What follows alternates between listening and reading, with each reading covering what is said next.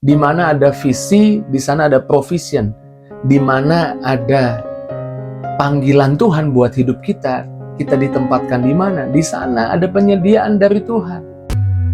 It is the time for morning with the word. Puji Tuhan, selamat pagi, bergabung lagi di Morning with the Word di YouTube channel saya, Mario Marcelo.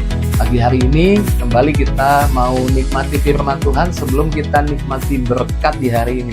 Karena kita orang-orang yang punya harapan, hari ini banyak berkat dari Tuhan. Hari ini banyak kebaikan yang Tuhan mau tunjukkan buat kita. Tapi saya memperhatikan banyak orang Kristen seringkali hidupnya jadi susah, hidupnya merasa tertekan, karena dia merasa hidupnya tidak cukup baik, tidak cukup pintar, tidak cukup berpengaruh, tidak cukup ini, tidak cukup itu. Hidupnya merasa tidak cukup. Kebenarannya setiap kali Tuhan panggil kita, Tuhan tempatkan kita di mana kita dilahirkan, di mana kita berada di keluarga kita, bahkan di mana kita ditempatkan di tempat kerja kita, di lingkungan kita, Tuhan menyediakan segalanya buat kita. Di mana ada visi, di sana ada provision. Di mana ada panggilan Tuhan buat hidup kita, kita ditempatkan di mana? Di sana ada penyediaan dari Tuhan. Tapi banyak orang Kristen seringkali tidak menyadari ini. Karenanya pagi ini bagi setiap kita yang mungkin menyaksikan Morning with the Word sedang merasa susah karena merasa tidak cukup, pagi ini firman Tuhan mau merdekakan kita, firman Tuhan mau berkati kita. Kebenarannya Tuhan sudah menyediakan segalanya buat kita. Yuk kita lihat firman Tuhan, Mazmur 34 ayat yang ke-10. Di sana dikatakan, singa-singa muda merana kelaparan, tetapi orang-orang yang mencari Tuhan tidak kekurangan sesuatu pun yang baik. Orang-orang yang cari Tuhan tidak kekurangan sesuatu pun yang baik. Kamu gak kekurangan talenta, kemampuan untuk kamu mengalahkan setiap tantangan masalah di hidupmu. Jangan fokus pada talenta orang lain, lalu sibuk merasa tidak cukup. Hidupmu tidak cukup, talentanya tidak cukup ini, tidak cukup itu. Saya teringat kisah di mana Daud diutus papanya ke medan peperangan untuk antar roti buat kakak-kakaknya yang berperang. Karena kakak-kakaknya latihan perang. Tapi Daud itu disuruh jaga 2-3 ekor kambing domba. Dia tidak dipersiapkan menjadi sebuah pasukan. Dia dipersiapkan oleh bapaknya atau disuruh oleh papanya untuk jaga 2-3 ekor kambing domba.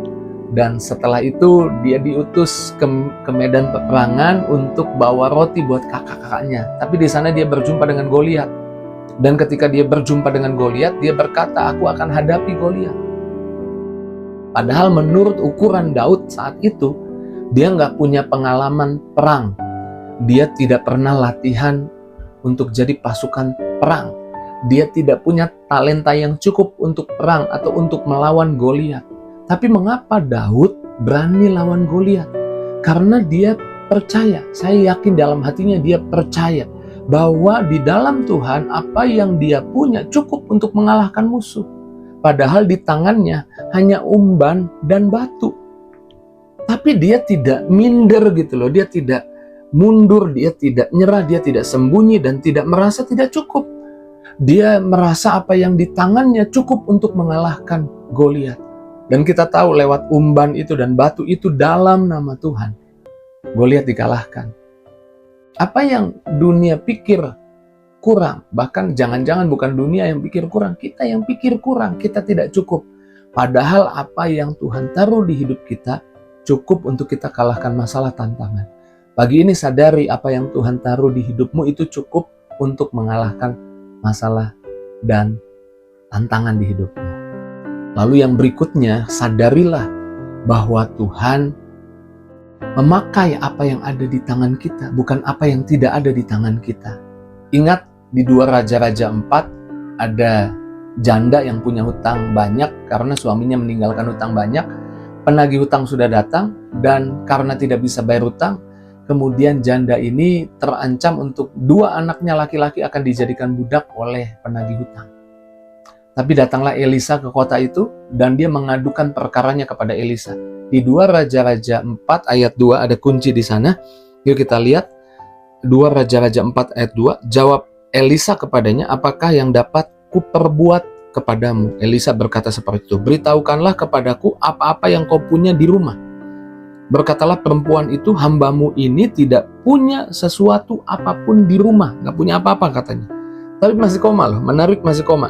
Kecuali sebuah buli-buli berisi minyak. Jadi dia bukan tidak punya apa-apa, punya. Tapi dia meremehkan apa yang dia punya. Hidupmu bukan gak punya apa-apa, kamu punya sesuatu. Tapi kamu meremehkan apa yang kamu punya. Dan Tuhan tidak memakai apa yang tidak ada di tanganmu. Tuhan pakai apa yang kamu punya. Dan Tuhan buat mujizat buat janda ini melalui minyak yang dia remehkan. Minyak dibuli-buli yang dia nggak anggap. Karena kalimat pertamanya dia bilang, aku nggak punya apa-apa kecuali minyak. Sedikit, yang nggak dianggap minyaknya. Tapi Elisa berkata, pulang, minta pinjam bejana tetanggamu yang banyak, jangan sedikit yang banyak. Masuk kamar, tuangkan minyaknya. Dan ketika dituangkan, minyaknya nggak habis-habis. Ganti lagi bejananya, nggak habis-habis. Sampai bejana terakhir akhirnya habis. Dan akhirnya Elisa memerintahkan minyaknya dijual, bayar hutangnya selesai. Sisanya masih ada, lebih dari cukup untuk dipakai hidup buat dia dan anak-anaknya. Artinya, apa yang sedikit, yang sering kali kita remehkan. Kadang kita merasa nggak punya apa-apa. Saya sebagai hamba Tuhan, saya mau ingatkan, kamu punya sesuatu di hidupmu untuk bisa selesaikan masalahmu, untuk bisa selesaikan tantangan di hidupmu. Tuhan pakai apa yang ada di tanganmu. Musa di tangannya hanya tongkat. Bagi Musa hanya tongkat. Tapi lewat tongkat itu banyak mujizat terjadi. Dan mujizat terbesar yang sampai hari ini diingat juga oleh orang Israel melalui Musa adalah ketika laut dibelah dan mereka menyeberang melalui laut yang terbelah. Dan musuh dikubur setelah musuh kemudian mau ikut masuk ke laut itu. Belum sampai seberang, lautnya kembali nggak terbelah lagi. Musuh dikubur di laut itu. Itu mujizat besar buat orang Israel. Dilakukan lewat apa? Apa yang ada di tangan Musa, bukan apa yang tidak ada. Ingat ketika pelayanan Yesus bilang kasih makan. Mereka belum makan, 5.000 orang laki-laki. Termasuk perempuan, anak-anak 13-14 ribu orang. Dan mereka bilang, gimana caranya kasih makan, kata murid-murid, orang sebanyak ini. Apa yang kita punya nggak akan pernah cukup. Mereka meremehkan apa yang mereka punya. Tapi Yesus tanya, apa yang ada padamu? Oh, ada anak kecil laki-laki bawa 5 roti 2 ikan. Diserahkan ke tangan Yesus. Jika dihitung dengan jumlah orang nggak cukup. Menurut logika nggak cukup. Tapi Tuhan kita beyond the logical. Melampaui logika. Tuhan mengajar kita untuk kita sadar bahwa apa yang ada di tangan kita dipakai Tuhan untuk kita mengatasi masalah. Bukan apa yang tidak ada di tangan kita. Apa yang ada di tangan mereka saat itu 5 roti 2 ikan. Diserahkan ke tangan Tuhan, dibagi-bagi makan sampai kenyang dan sisa 12 bakul. Apa yang kelihatannya tidak cukup, apa yang tadinya diremehkan bersama Tuhan, itu lebih dari cukup, bahkan berkelimpahan. Apa yang ada di tanganmu, di hidupmu hari ini, di hidupmu ada iman, di hidupmu bisa doa, di hidupmu bisa perjamuan, di hidupmu bisa berseru, bisa memperkatakan iman. Ada sesuatu yang kamu punya, dan yang kamu punya bersama Tuhan lebih dari cukup untuk menyelesaikan masalahmu. Pagi ini jangan merasa tidak cukup. Itu yang buat kamu gak melangkah. Jangan tunggu sampai kamu punya semua. Dengar baik, apa yang ada di tanganmu itu cukup untuk Tuhan pakai membuat mujizat di tengah masalah tantangan hidupmu. Jadi jangan merasa tidak cukup. Jadi jangan merasa tidak cukup. Tuhan menyediakan di hidupmu lebih dari cukup. Rubah mindsetmu. Roma 12 ayat 2 bilang seperti ini. Berubahlah oleh pembaharuan budimu. Sadari apa yang kamu punya, bukan sadari apa yang tidak kamu punya. Sadari apa yang kamu punya karena kematian Yesus. Kamu punya perhatiannya Tuhan. Kamu punya jaminan doamu dijawab. Kamu punya janji-janji Tuhan yang di dalam Yesus ya dan amin. Ada 7.000 lebih janji Tuhan di Alkitab yang isinya Tuhan bersamamu, Tuhan di pihakmu, Tuhan support kamu, Tuhan bela kamu. Kamu punya perhatian Tuhan yang lebih dari cukup. Rubah pola pikirmu dari merasa kurang, tidak cukup, menjadi merasa kelimpahan. Apa yang saya punya lebih dari cukup, bahkan berlimpah. untuk saya bisa hadapi tantangan masalah yang terjadi di hidup saya hari ini?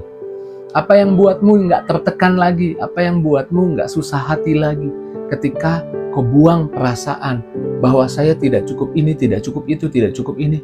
Katakan, saya punya segala sesuatunya lebih dari cukup karena Yesus, karena Kristus.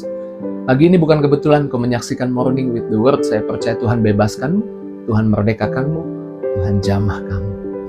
Mari kita doa. Terima kasih buat firman-Mu, perkataan-Mu yang meneguhkan, menguatkan, menyemangati kami kembali, yang buat kami susah, tertekan seringkali ketika kami merasa tidak cukup. Tapi kami bersyukur firman Tuhan merdekakan, beri kelegaan buat kami pagi ini.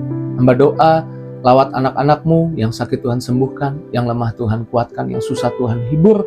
Jangan ada yang terlewat, setiap doa dikabulkan, dijawab. Dalam nama Yesus kami doa bersyukur, haleluya. Sama-sama kita katakan, amin. Saya menolak pikiran bahwa apa yang ada di hidup saya kurang, apa yang ada di hidup saya berlimpah. Dan itu yang buat kamu sukacita. Tulis responmu di kolom komentar, tinggalkan jejakmu, mungkin nama, dari mana engkau berasal, atau titipan doa di kolom komentar. Saya rindu engkau tinggalkan jejak di kolom komentar, biar saya juga boleh mengenal, saya tahu. Boleh di absen di kolom komentar, tulis absen di kolom komentar. Jangan lupa bagikan link Morning with the Word pagi ini kepada teman, sahabat, keluargamu. Terus maju dalam Tuhan. Tuhan berkati setiap kita hari ini, banyak berkat. Tuhan berkati, see you.